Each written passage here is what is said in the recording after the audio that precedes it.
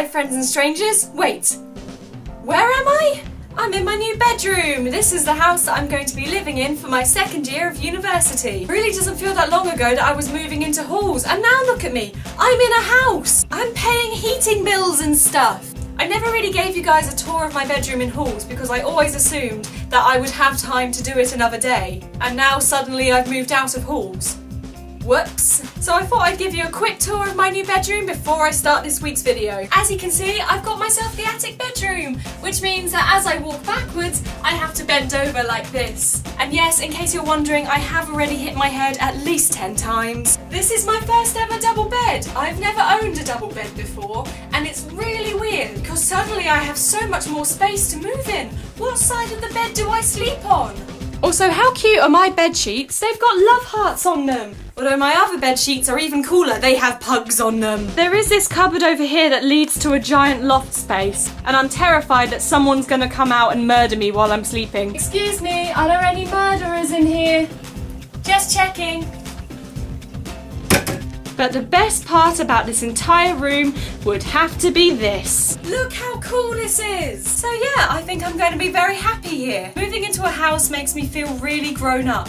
But it's come to my attention that even though I'm 20 years old and living in a house, there are still a lot of grown-up things that I do not understand. How do I pay bills? How do taxes work? When do I need to start thinking about a pension?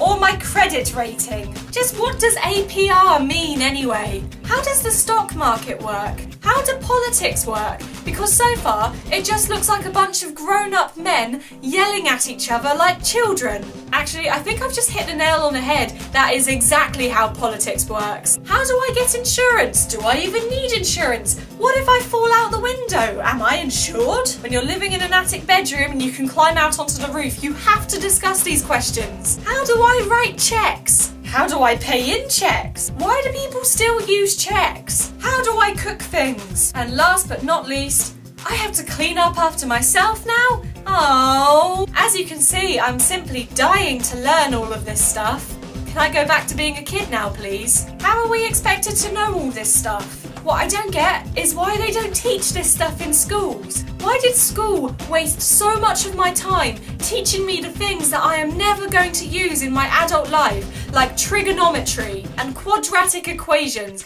Why don't schools give you a choice at some point in your life where you can either proceed to learn all of that complicated stuff because you want to, and that's brilliant if you do, or you can choose to learn about the stuff that you're actually going to need in real life, like how to fill out a tax form, how to get yourself in a pension scheme, how to use a credit card without getting yourself into debt. But no, instead I had to look at complicated triangles and figure out what that angle was. I'm not sure if this video is a rant about how much I hated maths in school or how difficult the adult world is. I've got 2 questions for you today and I want you to answer them in the comments below. That includes you, yes you. I want to know, what part of growing up do you find the most scary? And if you could go back and be a kid again, what would you do? Thanks for watching and I'll see you next week. Bye! I'm going to go take a nap on my double bed. But what side should I sleep on? This is the most difficult decision of my adult life. Please let me go back to being a kid again.